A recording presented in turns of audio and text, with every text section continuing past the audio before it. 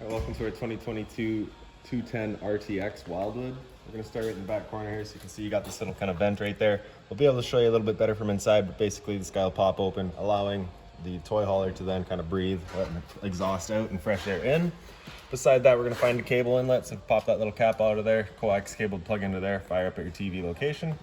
Down from there, we're going to find your stabilizer jacks here, so you're going to find this in each corner of the trailer. What they're going to do is they're just going to run down, contact the ground, give them another turn or so just to firm them up, and then you can see that bounce that you got in the unit right now, it'll just get rid of all of that.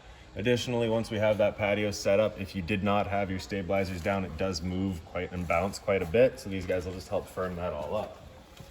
Coming down the side of the trailer, you're going to find this little kind of port right there. As you pop that open, you'll notice there's a little notch in the bottom corner there on that prong. Going to line up with that notch here. You're just going to kind of press it in, give it a little eighth turn, that'll lock it in place. Then you can thread that collar down there to really lock it down. Following the cord back, you're going to find a standard 30 amp end here. Most campsites are going to have that. You can just plug straight on in and you're good to go. We do also provide you with a 15 amp adapter, so if you're looking to plug into a standard household outlet, you got the power to do so. Charge your batteries, run your fridge, whatever it may be. Right beside that, we got the exhaust for your furnace here. So if you're ever running a furnace, you just want to make sure that's not blocked off. It does get hot. Down from there, you basically got your sewer system here, so you get this cap right there. If you wanted to put a lock through there, of course, feel free. But basically, you're just going to kind of turn it, it'll pop on out of there, reach inside of here, and we've got your sewer hose there. So just take note of those two ears right there. That's how I'll be hooking it up to your sewer system. And then the hose itself, once fully extended, is 20 feet long. Of course, without having the dedicated bumper in the back there, we've just got the little carrier down here for it. And as I showed you, that cap there just kind of presses in. Can be a little bit finicky getting it in there, but it does go eventually. All right, and then once it's flat and level, you can turn it down, put your lock back in there, and there you have it. Let's step forward, we'll find your sewer system here. So this cap here, if you just turn that off, you can see it's got the exact same ears that hose had, so you'd be attaching it the same way. Just kind of press it in, give it a turn, there you go. On the left, you got a black valve, on the right, we got a gray. So that gray valve is controlling our gray tank, black valve is controlling our black tank. Black tank is filled from your toilet, so that's of course gonna be your dirtiest water. We'll dump that first. Once that's done, we'll come back to the gray. That's filled from your showers as well as your sinks. So typically cleaner water. We'll dump that last just to help keep that hose as clean as possible. Up here on the left, we've got a black tank flush. So you may notice over time you've dumped your black tank, but your monitor panel inside still reading a third or 2/3, whatever it may be. Typically that's some debris inside of that tank just hanging between the probes, just causing that misread. So what you can do is just grab your water hose, plug it into there, open up that black valve, turn on the water, and that'll just flush out your tank, getting rid of any sort of debris that could be causing that issue. Back from there, you've got your city water connections. The same idea as what your water pump inside would be doing. You're just taking your water hose, plugging it into there, turn on the water, that'll pressurize the lines throughout the unit. Down below that, we've got an exterior shower. So you're gonna get a key just like this guy here. You can stick it on into there and open it up. And you can see you get hot and cold water, standard head and a 3-foot hose. Just making sure that's wrapped up, close it up nicely. Down from there, we've got a low point drain here. So 2 little caps there, you just unscrew those. Opens up the water system, allowing it to then drain itself out. Purpose of that would be if you're leaving the trailer for a while and you just want to get all that water out of there so it doesn't go stale or stagnant. You can open those up, drain all the water out. Secondly would be for winterizing, you just want to get all the water out before you start pumping the antifreeze through. And another step forward, we've got your storage compartment here. So just little magnets there, hold it open. And you can see it is accessible straight through to the other side and also accessible from underneath our bed inside as well. And that's it over here. Right, around front of the units, up on the frame back here, this little white box there, that's your battery disconnect. So you get this little key with it there. With it out, that is it, of course, turned off. As we push that in and turn it in so that the short part is pointing up, that's it turned on. So if you're ever leaving the unit, restoring the unit or whatever, you want to make sure that is off, and whenever you're using it, you want to switch that back on. Batteries themselves are housed inside of these 2 boxes here. So this customer's opted to go with the dual battery setup. So that's why we've got the 2 boxes just right here. As long as you're plugged in through that short cord in the back or your 7-pin to your tow vehicle, those batteries are charging. These 2 little knobs there, if we just loosen them off and push them back, you get access to your 2 propane valves. I'll just pull it out of the video though. Then in the back here, we can show you your changeover. So currently green, just letting us know that we've got propane in the system. Our arrow is pointing to this tank, so we're running off of this tank right now. If you were to have this tank open and that guy were to go red, it's just letting you know that you've got no more propane in that system. So you're just gonna close off that tank, flip over to the other tank here, and run off of this one while you get the other one filled. Up front, we got your tongue jack. So this little rubber plug back there, you can pull that out of there. Do get access to a manual override, so I'll show you that jack in a second for running that.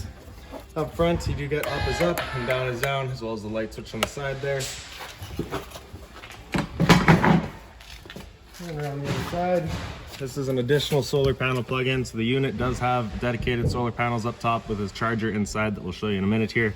If you're looking to supplement to that, or if you had a carry-out system, you just get a two-prong plug right into there. Behind there, we've got the other end of your storage compartments here. So inside of here, we've got this little water hose. I'll grab that in a second and we'll show you where that goes. Otherwise, you do get the water hose here, as well as that park adapter I was telling you about. It's your 30 amp cord into there, 15 amp to a standard outlet. Up on the wall back here, you've got a manual override for that front tongue jacks here. So that little silver one there is that manual override for up front. This little zinc one back there is going to be for all of your stabilizer jacks, as well as your spare tire. So your spare tire is mounted just right up underneath the frame of the unit here. Similar to like if you have a pickup truck, you just have this kind of end right there. You're going to put your 3/4 inch driver onto there, and you can run that tire up and down. Also right here, you've just got a quick connect for a propane hose. So quick connect will just push into there. You're just going to push that collar back, attach it, and then it'll lock it into place. And then you have this valve in the back here. Once you have that hose attached, you're going to open up that valve. And you can see once that valve is open, you cannot undo that quick connect, just kind of an added safety. So you have to have that flow turned off before you can disconnect or reconnect a hose. All right, so we'll grab this water hose here now and we'll make our way on back a little bit. So you have this little spray port here, you're just gonna pop that on open. And similar to that propane style up front, you just got the collar there, you're gonna push back, attach our hose, let it lock into place, and there you go. That just taps into your cold water system, so you're not gonna get any hot water here. But you do get the hose with the head and all of the different kind of settings for it. Once we're done, you're just gonna push that collar back, pop it on out of there, and if you've actually put some water through it, you just wanna stretch it out and open it up and just make sure that it drains itself out. Snap that back into place and we'll store this thing back in the compartments. And there we have it. So inside here, you've got the exterior speakers, both the one up front and the one over back here. Hot water tank here, so you just get your keyway there, you're just gonna line it up and it pops on open. All of your controls for turning it on are just inside the unit. Before you ever turn it on though, you just wanna hit this pressure relief valve right there. Make sure a shot of water comes out. Getting some water out of there is just letting you know that this guy is full. You're safe to fire it up. You're not gonna burn anything out by doing so. If you don't get any water out, you just wanna make sure that your bypass valves are opened up and your water system's turned on before you go firing it up. Once we get inside and do fire it up on propane, I will go over a reset procedure, and the button that I'll refer to is just right here. Closing that back up, locking it down with the keyway, and there you go. So that was the spray port that we went over. Behind that, we've got your fresh water connection. So you're just gonna unscrew that cap there, take your water hose, plug it into there, turn on the water, fills up your fresh water tank. Right beside that, we've got a GFI protected outlet. Right, so reset's just inside the unit. Right beside that, you've got a cable and satellite outlet. So if you wanted TV outside, you got the power to do so. Your fresh water tank drain, I believe, is straight down back here. Oh, okay, yeah, it is right between the axles there. There's a little white cap. Right up kind of around here. There we go, right back there. So you just unscrew that, it drains out the freshwater tank. Simple as that. Oh. And up from there, you've got your stove vents. Of course, propane stove, whenever you're using it, is putting off fumes. So you just want to make sure this flap here is opened up. Whenever you're done and ready to go traveling again, you're just going to kind of press it back into place, and it'll kind of click to prevent any dust from getting picked up in there. So to the very back of the unit, we've of course got your garage door or patio door or deck, whatever you want to call it. You're just going to pull these handles to your back, pop it on open. Same thing on the other side here. And then if you want, you probably do with using two people. You can get away doing it yourself though. So you're just going to slowly walk it on down. And then you have the little cables here that are going to support it. So you just got to make sure they're not getting caught on everything on their way down. Right. So basically you can take this guy here and you can just kind of turn that and adjust the tension based on your needs. And then of course, if you're looking to actually bring it down and use it as the garage door, you just have the, or I guess the drive up ramp, sorry. You'd have the quick connect pins here. You just pull that on out of there, undo the cable, and it'll drop right down to the ground. So now that we have that open, we'll make our way inside here.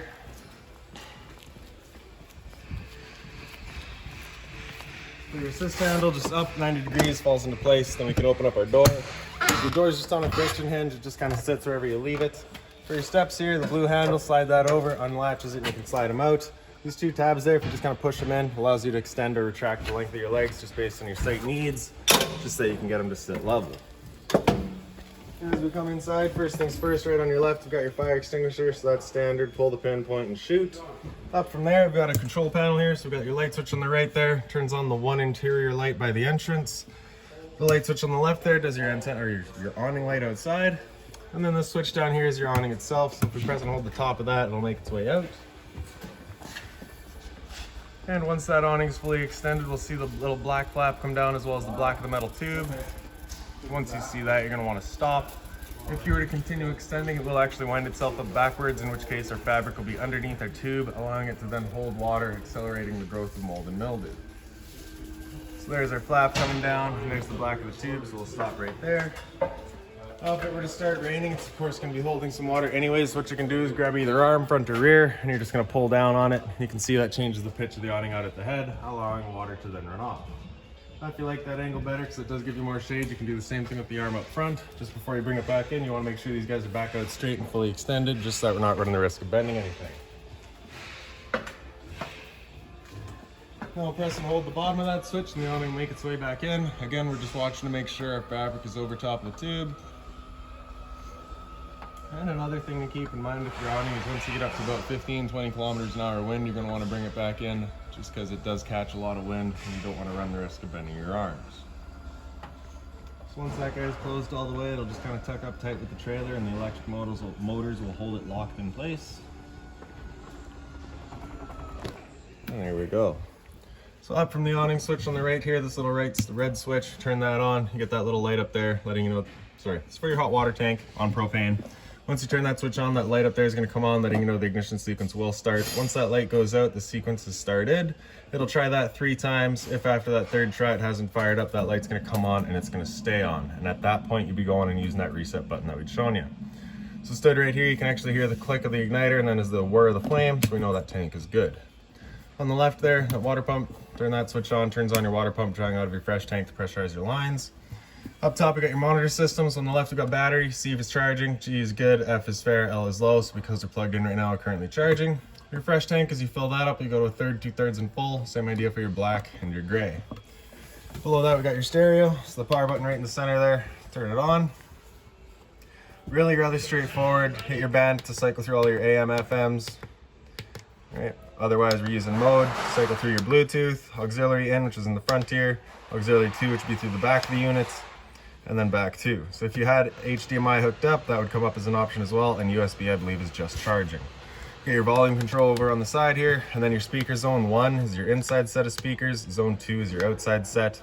So if you have them turned on, you can control them individually, right? Beyond that, pretty straightforward. Your power button gets into all your settings. Press and hold the power button, turns it off. Up on the wall there, we just got kind of one of these vents that we'd shown you outside there, so you can kind of pull it forward. You can see that opens it up towards the front, or you can pull it back. That opens it up towards the rear. So just based on, I guess, whatever the wind is doing, if you got to clear some exhaust fumes out of here, you can open these up, start moving the air around. All right. So I guess we'll make our way into the bedroom here real quick. Let's open that up.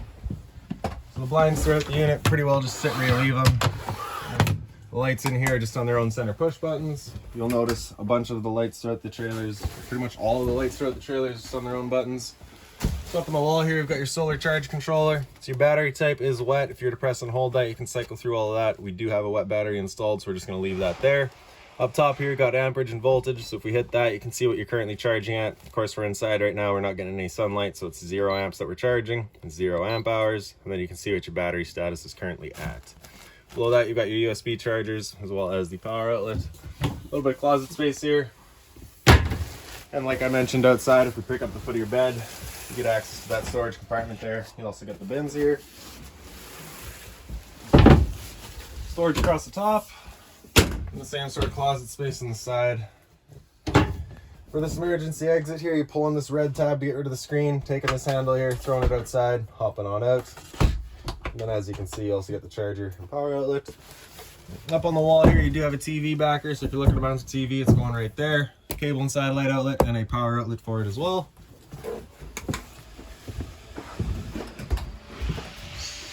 And now the bathroom.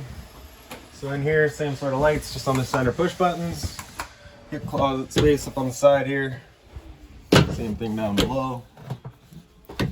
Travel latch for your shower here, so you're just gonna want to bring it close together. And then you can pull that rubber strap off of there, open it up. And you'll find the standard head and hose, hot and cold water, of course. Simple as that. Medicine cabinet.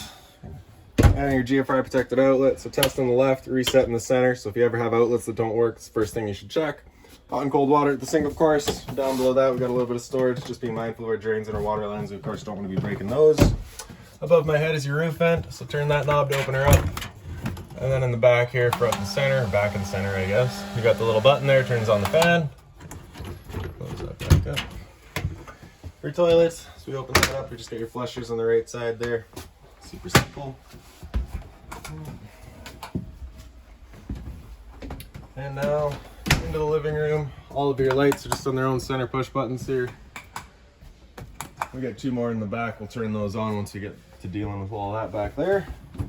Thermostat up on the wall here, so we're just gonna press that bottom bar there. It'll wake it up. It starts from off and that'll come into fan low. So fan low is just gonna be moving air. There's no cooling involved.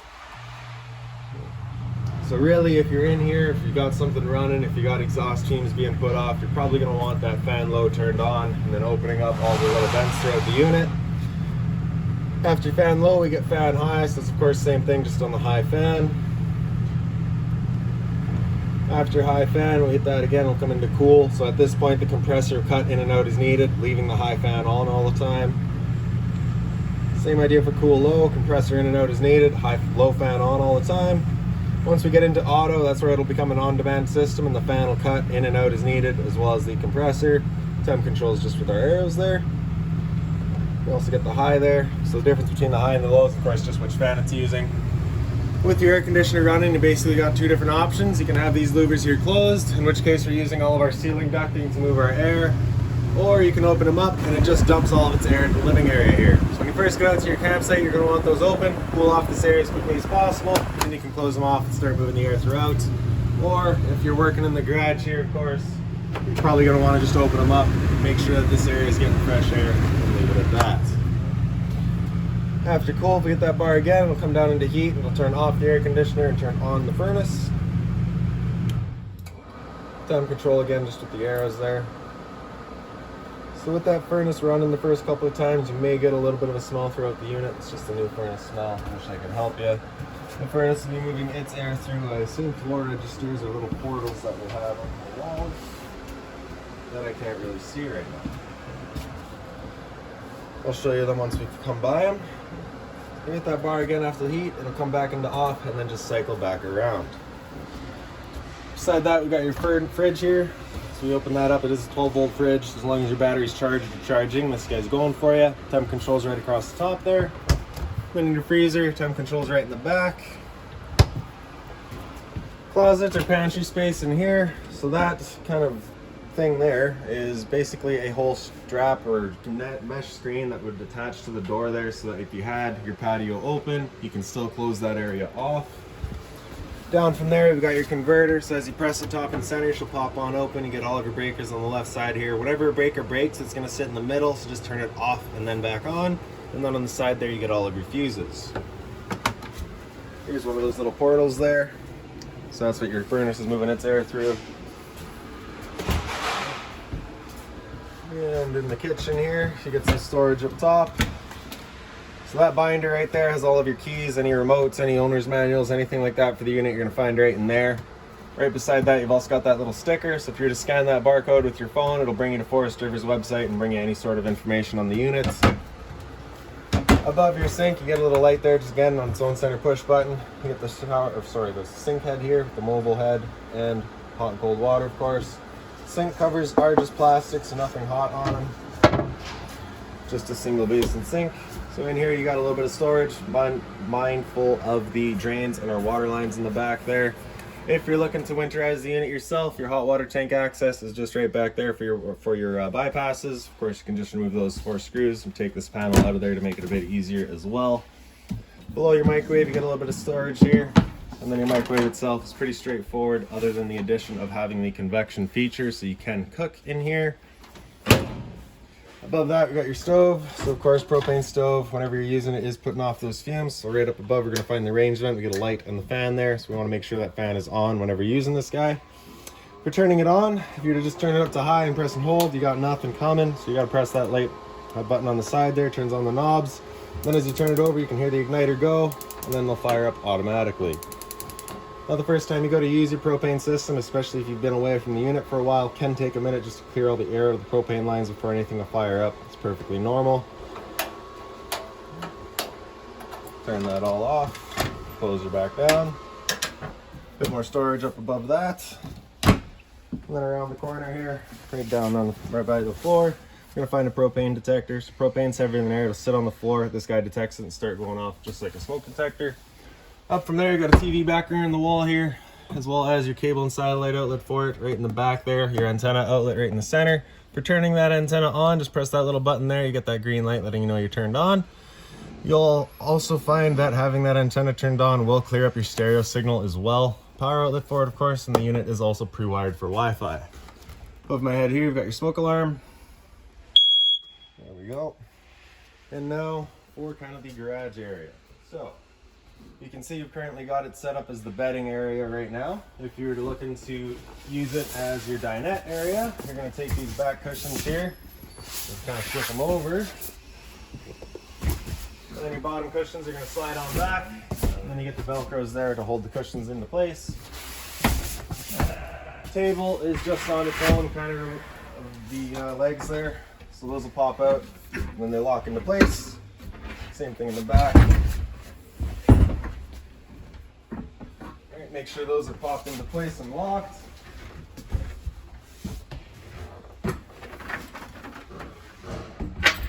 And again, dealing with all this stuff back here is definitely easier with two people. And there's our dinette. Alright, and if you're looking to park something back here, you'll be taking your table and closing it down, just undoing those legs. And then really you're gonna have to find somewhere to store it. I'd recommend the front bed.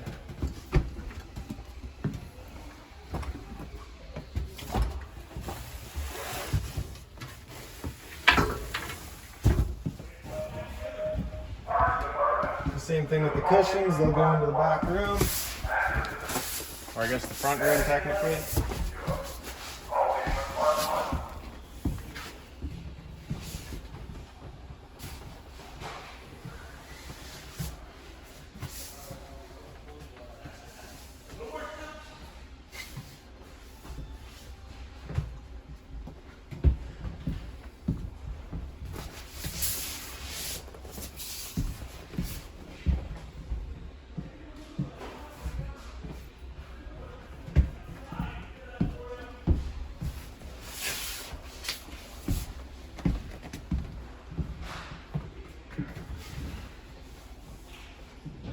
So we just got everything laid across that front bed now. Now we can just grab the little ledge here. So that's the ledge that your table would be sitting on. You get the little Velcro there so it doesn't slide around. You're pulling this up, and pull that little skirt back, and this strap right here lines up to that guy, holds it up. Same thing over here. Now of course you'd have to find somewhere to be storing your little bins down here as well. Right. But that would be the, well, I guess your legs here. So they're just on the little quick pins. Just push it in and you can slide it up out of the way. Get yourself that bit more space. Same thing over all four. And then the bins, like I said, you'd have to find a storage place for them. And then to the back, we got your gate here. So if you open that up, you're just gonna slide that out. They are on wheels. If you have to pick it up just to kind of get it over that ledge, it's perfectly normal. Velcro strap over here, so as you undo that, you can open it up. So you're gonna find these little posts down here, these little feet. They line up with the little holds, just click into place.